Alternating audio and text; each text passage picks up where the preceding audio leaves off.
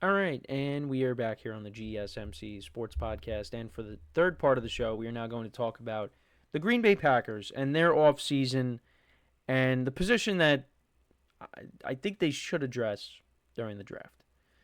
So I've kind of been a little disappointed with the Packers offseason. I think many others can say the same because when I was looking at how people graded the Packers offseason, the grades were not very high. They did bring in an offensive lineman over from the 49ers, Aaron Banks, I believe. Yes, Aaron Banks for a 4-year, $77 million deal is a lot of money. And then they also brought in Nate Hobbs over from the Raiders on a 4-year, $48 million deal. He has missed 16 games in the last 3 seasons, but they did lose Eric Stokes, so they bring him in. So they kind of did a trade where Stokes went to the Raiders, and I think Stokes went to the Raiders, and then they got Hobbs. But actually, also then they re-signed Brandon McManus, who was productive from that for them. Kicking special teams has kind of been an issue for the Packers the last few years, and McManus was pretty good for them last year. So bringing him back, I think, was a smart move. And then they also re-signed Isaiah McDuffie. Now they recently signed McCole Hardman. And before the offseason, you had Josh Jacobs coming out and saying, hey, we need a number one wide receiver. We need that. He says, I think we need a guy that's proven to be a number one wide receiver already. Now, what the Packers ended up doing is they traded someone who I think CBS I think just likes to troll their Instagram account. Well, I think I'm saying that because I'm a Giant fan, because every time they post about the Giants, it's like a negative thing. And, Azeez Ojulari was recently signed by the Eagles, so you have every media outlet saying, oh, the Eagles signed yet another Giant. Well, the Eagles have signed Giants before. They signed Steve Smith, not Steve Smith Sr., the other Steve Smith. They've signed him. They signed James Bradbury. Before Saquon Barkley, the Eagles and the Giants, they would sign former players, of each other. It didn't just happen with Saquon Barkley. Saquon Barkley was not the first ever Giant to go to the Eagles. All right, so let's, just wanted to throw that out there. But back to what I was saying with the Packers. So they signed McCole Hardman. And they signed him because Christian Watson is, I don't even know if he's going to, if he does play, it's going to be late in the season next year. But you signed McCole Hardman to basically replace Christian Watson. And going into 2024, I said Christian Watson, when he's healthy, I think he is the best receiver on the team. Now, that take aged, like many of my other takes, has aged very poorly. Because Christian Watson was not great last year. He was really boomer bust. And then, the problem that continues to come up with him is injuries. So now he's going to be out for an extended period of time. And then on top of that, Romeo Doubs was a disappointment. And Jaden Reed also was a disappointment too after his fast start last year. Their best player on offense was Josh Jacobs. Now, you could also say Jordan Love was a disappointment too, and I agree with that. So next year is going to be a big year for the Packers receivers. Now, I do think this is a position that they need to address. And when you had Josh Jacobs coming out and saying that you needed a wide receiver that could be a difference maker that's already been a number one, and the Packers don't do anything, that doesn't look good. Now, the Packers, I think, are a very well-run organization. And, look, they've had 3 starting quarterbacks since the 90s. They're going to figure it out. Now, they're not a team that typically takes a wide receiver in the first round.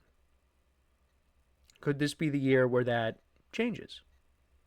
Maybe. Or maybe they address another position. I have a feeling it might be what I just said. They might address another position because they could always find. I mean, look, they've had a habit of finding wide receivers outside of the first round. And I think that can continue this time around as well. but they do need a number one wide receiver.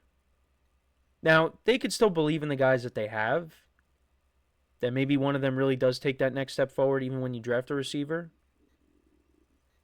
But right now, I am doubting the Packers receiving core based off of last year. So I done a quick flip. Because I really thought they were going to step up. But you could also say with Jordan Love being hurt, it's just that was a problem. Next year, if Jordan Love could stay healthy, maybe they add another receiver. Let's see what we got. But I think the Packers need to, kind of tweak their offense a little bit. Like if Jordan Love is fully healthy, I think, he needs to air it out a little bit more. I not to say like you just abandon the run completely. You want to have a balance. You don't want it to be all Josh Jacobs, but you don't want it to be all, passing the ball either. You want there to be a balance. And I do think the Packers have a capability of being a well-balanced offense. But it's just they were really run heavy. And you could say, again, it could be because Jordan Love was not 100% throughout the whole year. So if Jordan Love could stay healthy, they maybe add another weapon. The Packers, look, they're going to be a good team next year too. They won 11 games. The division is going to be tougher. And that last game of the season definitely left a bad taste in their mouths. Losing to the Bears. But they need to figure it out, and I think they will. But this is a big year. Because Jordan Love had such a great finish to the season in 2023, the regular season, and then into the postseason, played well against the Cowboys. They had a chance to beat the Niners, but he threw that pick at the end after they had a big lead. Although, if Carlson makes that field goal, maybe we're having a different conversation. But he needs to go out there and have a big year. Got paid a lot of money, and he got hurt, so I give him the benefit of the doubt there. And I think he'll be motivated. I think that the Packers are going to be motivated too, because as much as they had a good season, and we said they had won 11 games, they're a good team. But you look at the teams that they lost to. Those are the best teams in the NFL. Well, yeah, the Eagles are included in that. But I was looking at thinking of the teams in their division. But yeah, you lost to the Eagles twice, the Lions twice, and the Vikings twice. And those teams are not going anywhere. So you got to go out there and show that you could beat those teams. So, and my dog agrees with that, with her barking. So, I knew that was going to happen at least once. But, yeah, so we'll see what the Packers end up doing, because they have they're picking in the 20s. So they have, right now they currently have, and I can't spell, type putting in Tankathon. So the Packers currently have the 23rd overall pick. And with the mock draft on Tankathon, they have them taking a corner. Jahdae Barron from Texas. And then in the second round, they got them taking an edge rusher. Third round, they got them taking an offensive lineman. All right, so there is no receiver in sight. But I don't know. I feel like that position at some point needs to be addressed. I think you need another receiver in there. Because Mecole Hardman, look, I get it. But, I think you need to add someone else there. Unless they really and Romeo Doubs unfortunately had concussion issues. So unless one of these guys takes a big step forward, if they really are banking on that, I think that's a position they do need to address. So we'll see what happens. But let me know what you guys think though about the Packers offseason. How would you grade it? And do you think wide receiver will be? They technically did address it with the Mecole Hardman trade, but that's not really a needle mover. So they need to address it. And you know what? Stephon Diggs is still out there. Keenan Allen is still out there. Maybe there's another move coming. I don't think so. I don't think any of those guys are. Both of those guys are not going there. But I'm just saying that there's options out there if they were to bring in a veteran. But maybe they're going to draft one.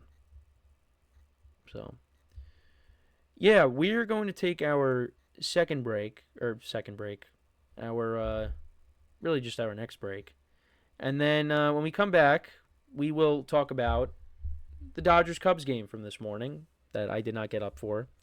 Um, we will talk about it. What happened in the game? It was, from the looks of it, it was definitely more entertaining than the game yesterday. So we'll kind of get into all that when we come back. Some more baseball, as we are a week from tomorrow. We are going to have the rest of the league start playing games as well. Opening day for everybody else will be next week, and then we are off and running from there. So tomorrow, you got the tournament beginning, the dance, and then the following week is opening day. So yeah, excited about all that. But yeah, so we will get into the Dodgers Cubs game when we come back from our next break, our third break of the show. So, with that being said, make sure to stick around, and we'll be right back here on the GSMC Sports Podcast.